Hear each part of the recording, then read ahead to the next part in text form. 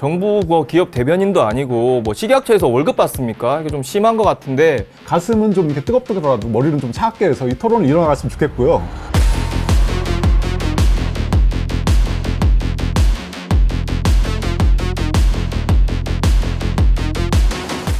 안녕하세요. 약먹은 토크의 김주한. 유진입니다. 최근 코로나 하루 확진자가 20만 명을 넘어서면서 방역 시스템에 대한 불안감이 커지고 있습니다. 특히 코로나19 방역 시스템의 가장 아랫단이라고 할 수 있는 자가진단 키트의 정확도에 대한 논란이 커지고 있습니다. 당국과 제조사에 대한 불신도 커지고 있고요. 오늘 토론은 이 부분에 대한 사실관계를 좀 더 명확히 하고 코로나19 자가진단 키트 믿을 수 있는지 한번 얘기 나눠보도록 하겠습니다. 저 오늘의 공격수는 까만 옷 입고 왔습니다. 흑! 예, 믿을 수 있는 방역 선봉장 PCR 김주한입니다. 오늘 수비수는 엔데믹 시대의 주인공 자가진단 키트 유진입니다.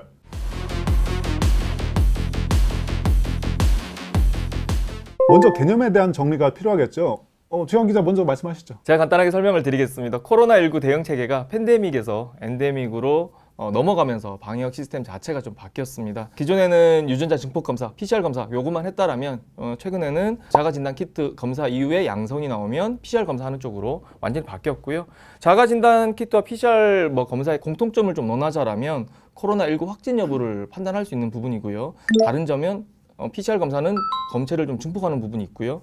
자가진단 키트 같은 경우에는 그런 부분이 좀 빠져 있습니다. 자가진단 키트는 자가진단 키트의 맹신론자인 유 기자가 설명을 좀 해주셨으면 좋겠습니다. 맹신론자라니 이렇게 막말을 하시면 안 되고요. 아직 개념 설명다는 게 벌써 훌쩍 들어오시면 제가 곤란하고요. 저는 합리주의자라고 말씀해 주셨으면 감사드리겠습니다. 일단 말씀하신 것처럼 PCR의 정확도가 더 높은 것은 사실입니다. 그렇다고 자가진단 키트가 정확성이 떨어진다는 뜻은 아닙니다. 식약처는 민감도 90도, 특이도 99% 이상의 성능이 입증된 자가진단 키트만 지금 허가를 내주고 있습니다. 민감도라는 게 뭐냐면 임상시험에서 확진자를 대상으로 자가진단을 했을 때 실제 양성이 나올 확률을 뜻하는 것이고요. 특이도는 걸리지 않은 사람을 대상으로 자가진단 키트 검사를 했을 때 음성이 나올 확률입니다. 다 각각 90%, 99%인데 이 정도면 충분히 신뢰할 만한 수치죠. 민감도 90%, 특이도 90% 이게 사실상 다 말장난이라는 생각이 들어요. 왜냐면 이제 이미 오진율이 그러면 100명 했을 때 10명씩 나오는 거잖아요. 그러니까 지금 오미크론 확산세나 전파력을 봤을 때 상당히 위험한 수치라고 생각하고 있고요. 실제 감염자를 비감염자로 또는 비감염자를 감염자로 지금 모진하는 경우가 너무 많고요. 이것 때문에 방역 시스템 구멍 났다고 지금 지적들도 많이 나오고 있는데 제품들 재검증 한다고 해가지고 상황이 좀 달라질 것 같지는 않거든요.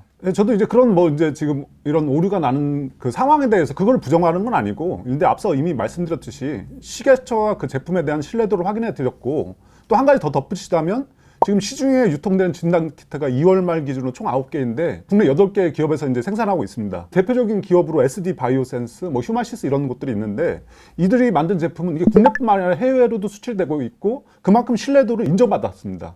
일단 검사의 부정확성을 얘기할 때 이게 제조사의 탓이다, 누구의 탓이다 이렇게 돌리기에는 이게 어려운 문제라는 걸 일단 먼저 말씀드리겠습니다. 수출 많이 한다고 해가지고 제품 신뢰도가 높다 이거는 아닌 것 같아요. 지금 수출된 국가들 보면 동유럽이라든가 어떤 개도국들 굉장히 많은데요. 그런 나라들은 PCR로 검사할 만한 방역 체계를 갖추지 못했기 때문에 수출을 한 거고요.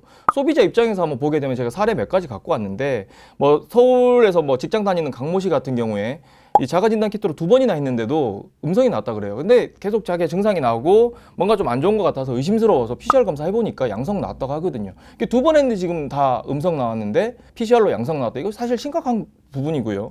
좀 제가 더 기가 막힌 거는 성남에 사는 오모 씨 사례 같은 경우에는 제가 사실 지금 5살짜리 딸을 두고 있는 딸바보입니다. 그 입장에서 봤을 때 격분할 수밖에 없었는데 유치원 다녀온 6살 딸이 체온이 거의 39도 가까이 올라간 거예요. 그래서 자가진단 키트로 검사를 해보니까 음성이 나온 겁니다. 그래서 계속 그래도 증상이 있으니까 이거 좀 아닌 것 같다 해가지고 PCR 해보니까 양성이 나온 겁니다. 이거 지금 이런 식으로 계속 오진 나오면 이거 굉장히 위험한 거거든요. 사실 애들한테는 열이 가장 위험하거든요. 방역 당국과 그다음에 저희 각 기업을 대신해서 그 유감스러운 마음을 표하고요. 그래서 저도 이런 사실 자체는 부정하지 못합니다. 아까 몇 번 말씀드리지만 이런 문제일수록 아까 이제 우리 지영 기자가 되게 냉철한 기자인데 딸과 연관된 문제라니까 되게 이제 뜨겁게 나오시잖아요. 이런 문제 이거 우리 토론을 하는 거지 싸우는 게 아니지 않습니까? 그러니까 좀 이게 가슴은 좀 이렇게 뜨겁더라도 머리는 좀 차갑게 해서 이 토론을 일어나갔으면 좋겠고요. 식약처와 이제 진단키트 업체 이런 관련 전문가들한테 좀 얘기를 취재를 해봤습니다. 도대체 이런 오류가 왜 생기냐? 가장 큰 이유로 두 가지 드는데 검사 방법하고 검사 시기가 이제 꼽힙니다. 일단은 검사 시기라는 게 무슨 뜻이냐면 몸에 검체가 있어야지 이 진단키트에 양성이 나오는 거지 않습니까? 코 속에서 이제 검체를 채출해내는데 이 검사를 언제 하느냐에 따라 이게 결과가 많이 달라집니다. 왜 그러냐 하면 이 검체가 몸에 이렇게 들어서 바로 이렇게 코로 이렇게 표출이 되는 게 아니라 이 인후에서 코로 가는 데까지만 무려 3일이 걸린다고 합니다. 코 속에서 초기에는 증상을 잡아낼 수 없다는 거죠. 또 하나 이제 검사 방법에도 문제가 되는데 이게 개인들이 하다 보니까 이게 두려워해요. 이게 겁도 나고 좀 이렇게 충분하게 그 어떤 그 설명서에 제시하는 대로 찔러줘야 되는데 그렇게 못하는 부분이 많아요. 그래서 이런 검사 방법과 시기가 가장 일단 큰 문제라고 지적하고요. 물론 이제 소비자들이 우려하는 것처럼 제품 자체에 불량이 있을 수도 있어요. 근데 어떻게 됐거나 지금 뭐 식약처나 그 업체에서 얘기하는 거는 그 불량은 정말 미미한 수준이라는 거죠. 그래서 이게 이런 방법을 바꾸지 않는 이상은 이게 신뢰도를 많이 높일 수 없는 것이죠. 현 상황에서는. 그러니까 결국에는 불량도 없는데 오진이 그렇게 많이 나온다는 얘기는 쓰지 말아야 될 진단 키트를 지금 쓰고 있는 게 아닌가, 그런 의심이 들 수밖에 없고요. 아까 뭐 사례 한 두 가지 제가 들었는데 데이터 가지고 왔어요. 보게 되면 중앙재난안전대책본부가 지난 1월 26일부터 4개 지역입니다. 경기 평택, 안성, 광주, 전남 이렇게 4개 지역에 선별진료소에서 자가 진단 키트로 검사한 84,000건을 조사를 했습니다. 굉장히 많이 조사를 했는데 양성 판정이 687건이 나왔어요. 근데 PCR 검사를 진행을 해보니까 76.1%, 단 523건만 양성 판정이 나왔어요. 나머지 이제 164건, 무려 23.9%가 음성 판정이 나왔습니다. 사실 이런 정도면 지금 오미크론의 전파력을 감안했을 때 이게 쓰면 안 된다는 생각이 들거든요. 저도 일단 누차 말씀드리지만 이게 오류가 날 수 있다는 건 다 인정을 하는 부분이에요. 아까도 말씀드렸듯이 다시 반복이 되는데 일단 검사 방법하고 시기에 따라 이 신뢰도가 떨어지기 때문에 이 부분을 이렇게 수정하지 않는 이상 진단키트는 아까 말했듯이 식약처가 검증을 해줬어요. 아, 이건 정확하게 결과가 나온다.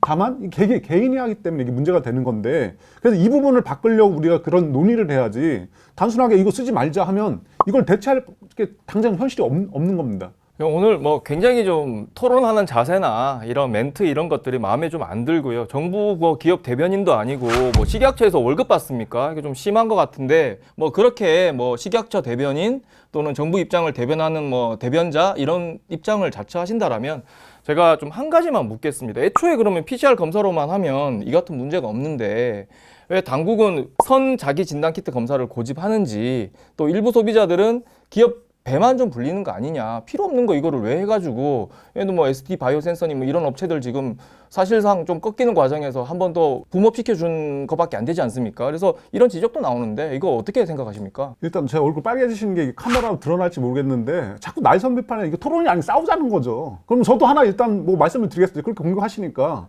또 이게 명색이 경제지 기자인데 이게 자원이라는 건 항상 한정돼 있습니다. 그걸 배분해야 되는 게 정부의 몫이고 정책 당국자의 몫인데 그럼 지금 이제 문제는 뭐냐면 하루에 20만 명씩 나와요. 의료진도 제한이 있고 PCR 검사 아시다시피 비쌉니다. 그거를 다 정부에서 감당할 수가 없어요. 그리고 정부에서 지금 선택한 것은 노인분들, 그 다음에 위험군에 대해서 이 PCR 검사를 집중해 주자. 그리고 일단 나머지 부분에 대해서는 자가검사 키트로 확인한 다음에 의료시장에 들어올 수 있게 하자라는 게 이제 방역당국의 전략인 거잖아요. 저는 그 부분에 대해서 충분히 동의하고 이런 분들을 먼저 챙겨줌으로써 어떤 전체 시스템을 건강하게 가져가는 게 저는 중요하다고 생각합니다. 근데 뭐 자원은 한정돼 있고 배분하는 부분에 대해서 이야기하는데 두 가지 지적을 하고 싶은 게 자가 진단 키트 정부에서 뭐 배급해 줍니까? 제 돈 주고 사서 쓰는 거고, 그리고 PCR 검사에 대한 그 자원을 이야기하시는 것 같은데 지금 우리나라 인구가 한 5천만 정도밖에 안 되고요. 뭐 인구 별로 되지도 않고 코로나가 지금 이제 만 3년째 아닙니까? 그러면 이 정도 수용할 수 있는 캐파는 정부가 미리 대응해서 키웠어야 된다. 지금에 와서 지금 이거 감당 못하니까 뭐 자가 진단 키트 해서 양성 나오면 PCR 공짜로 해주겠다. 이거는 좀 아닌 것 같아요. 기업이 배반 불리는 거 아니냐고 말씀을 해주셨는데 PCR도 뭐 비슷한 업체들이 다 생산하고 있고요. 그렇게 따지면 PCR을 가져가는 게 정말 어마어마하게 기업들에게 돈을 몰아주는 경우이 되는 거죠. 좀 이렇게 다른 부분이 있고요. 또 이제 정부가 미리 대응하면 어땠을 것이냐. 근데 이것도 어차피 큰 시나리오에는 있었다고 생각합니다. 왜냐하면 엔데믹으로 가는 시점에서 우리가 계속 모든 사람 붙들고 검사하고 이걸 다 할 수가 없는 겁니다. 이제 앞으로 엔데믹으로 넘어가게 되면 개인들이 처리해야 될 부분이 많아지는데 이런 부분에 대한 대비가 없으면 안 되거든요. 그런 과도기라고 생각하고요. 그럼 과도기 속에서 우리가 좀 더 좋은 대안을 찾아야지. 우리 이거는 별로니까 하지 말자. 우리 옛날에 하던 거 해. 우리 현실적으로 할 수 없는 것들을 자꾸 얘기하면 이게 논의가 될 수가 없는 거죠. 저는 시장에 담론을 던지는 거죠. 그러면 뭐 아무 말 안 하고 그냥 정부 하라는 대로 해야 됩니까? 이런 얘기 정도는 할 수 있죠. 사실 이렇게 우리가 싸우고 있는 게 뭐 도움될 일은 아니라고 자꾸 지적을 하시니까 제가 그 수용을 하겠습니다. 그러면 이 정확도 높이려면 뭐 어떻게 해야 되는지 설명 좀 해주십시오. 정말 중요합니다. 검사 시기, 검사 방법 이것만 제대로 해도 신뢰도를 크게 높일 수 있습니다. 감염 시기는 사실 특정할 수가 없어요. 지금 무증상도 많고 하니까 본인이 조금이라도 이상이 있거나 확진자를 접했다고 생각을 하면 일단 검사를 해야 돼요. 적어도 2번 정도는 해야 되지 않을까 제가 생각해. 전문가들도 그렇게 말하고요. 그리고 이제 요새 진단키트는 딱 코 속에 딱 넣을 만치 이 길이를 해서 만들어 나오거든요. 적당한 길이가 한 1.5에서 2cm 정도라고 하는데 그거만 정확히 찔러서 이제 긁어내서 그 설명서에 적힌 대로만 해도 이 정확도를 상당히 높일 수 있다고 합니다. 다만 이제 말씀드린 방법들이 개인들은 아무래도 어려워요. 이제 그렇게 어려우신 분이 있다면 돈 얼마 안 들어요. 한 5,000원, 10,000원 안쪽에 호흡 전담 클리닉이나 이런 데 가시면 해주니까 거기 가서 이제 정확한 진단을 받아보는 것도 대안이 될 수 있을 거라고 생각합니다. 결론적으로 이거 다 쌀로 밥 짓는 얘기인데요. 그 설명서대로 해라. 네가 하기 두려우면 5,000원, 10,000원 주고 병원 가서 돈 주고 해라. 뭐 이런 얘기인데 뭐 참으라고만 하지 마시고 근본적인 대안을 좀 얘기해 주셨으면 좋겠습니다. 적절한 지적입니다. 다만 이제 제가 말씀드릴 수 있는 것은 현재 국내에 이제 허가된 제품이 다 비강을 해서 검체를 채취하는 방식이에요. 지금 아까 말씀드렸듯이 8개사에서 9개 제품이 지금 나와서 시중에 유통되고 있는데 근데 이제 어떻게 됐거나 좀 긍정적인 소식은 지금 엔데믹으로 돌아가는 초반이잖아요. 그런 와중에 지금 많은 제품들이 여러 가지 방식으로 각 제조사들이 이제 검체를 채취할 수 있는 방법을 지금 고안해 내고 있고요. 대표적인 예가 PHC의 자가진단 키트가 있는데요. 이 회사의 거는 이제 침으로 검체를 채취할 수 있는 거예요. 뭐 정확도면이나 검체를 채취해서 이제 확진이 판단이 되는 시간까지 기존의 제품과 크게 차이가 없고요. 수치를 보면 일단 아까 말씀드렸던 민감도가 95.83, 특이도가 99.60으로 일단 현재 어떤 제품보다 오히려 뛰어난 걸 보이고 있죠. 또 마찬가지로 또 다른 또 이제 한국기초과학지원연구소 등이 이제 공동 연구하는 것도 있는데 공동 연구가 이제 개발하는 제품은 가글로 통해서도 어떤 검체를 할 수 있게. 근데 어떻게 될까 이게 초기 때문에 이런 제품들이 지금 연구되고 있는데 앞으로 이제 시간이 좀 더 흐르면 소비자 어떤 지향에 소비자가 좀 더 편하게 사용할 수 있는 제품들이 많이 나올 거라고 저는 생각합니다. 제가 좀 질문을 하나 드리고 싶어요. 이게 좀 쭉 토론을 하다 보니까 궁금한 게 오늘 뭐 사실 우리가 투자자양 제약바이오 유튜브를 지향을 하는데 사실 의학방송처럼 됐어요. 그래서 좀 궁금한 게 예전 PCR 검사 키트 할 때 있잖아요. 검사 키트 만드는 업체들이 한 60%, 50에서 60% 정도 영업이익이 났어요. 10,000원 팔면 5,000원, 6,000원 남는 뭐 그 정도 장사를 해왔는데 이 자가진단 키트는 뭐 이익률이 어느 정도 되는지 그 정도는 충분히 감당하고 왜냐면 올해 초반에 제가 이게 수치를 이제 정확하게 제가 이제 이 자리에서 이제 준비해 오지는 못했는데 제가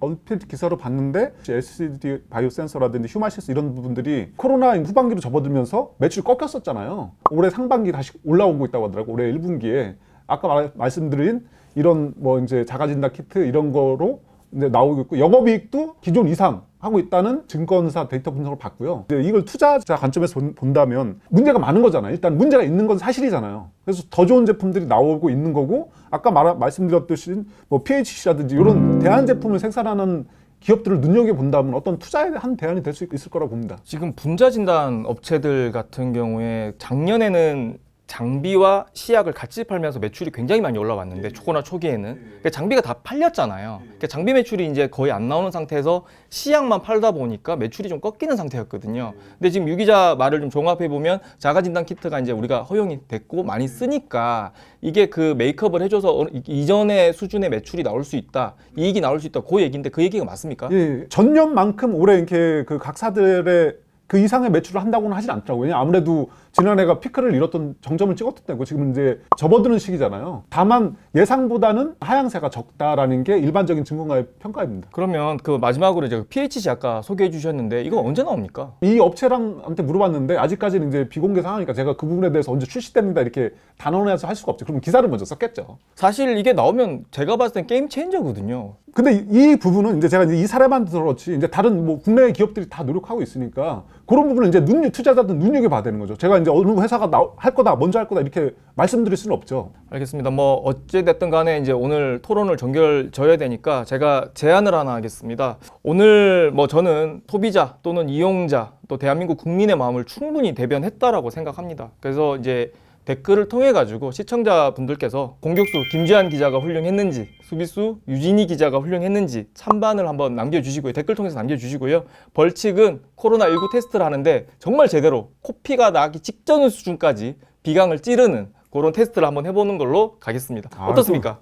저는 일단 좋습니다. 시청자분들의 마음을 충분히 흔들어 놨다고 생각하고, 또 소비자들이 이 여태까지 코로나 이 어려운 시기를 같이 오면서 견뎌왔기 때문에 이 지금 잠깐 이제 실수도 있고 하지만 충분히 인내해 주실 거라고 저는 믿습니다. 그리고 같이 가야지 이게 극복할 수 있는 문제니까요. 일단 하나, 그리고 정정해 드릴 게 있는 게, 코피 나도록 하면 안 됩니다, 여러분. 오해하시는 게, 딱 설명서에 아까 원론 쪽이 안 돼. 원론 쪽이 당연히 가장 중요합니다. 코피 나면 안 돼요. 검사가 안 됩니다. 그 찬반 결과에 따라 저희 자존심의 문제가 달린 거니까요. 이 코로나 검사는 저희가 정확하게 보여드려도 자존심의 문제니까 누가 잘했는지 한번 꼭 투표 부탁드립니다. 코 한 번 찌른다고 뭐 자존심이 무너질 정도로 기자 생활을 허술하게 하진 않았고요, 저는. 일단 오늘 뭐 열띠게 뭐 토론 한번 해봤는데요. 정리를 해보자라면 당국이 좀 국민의 입장을 끝까지 좀 챙겨주시고 국민의 입장에서 최선을 다해줬으면 하는 마음입니다. 그래서 뭐 좀 쓴소리도 좀 했는데요.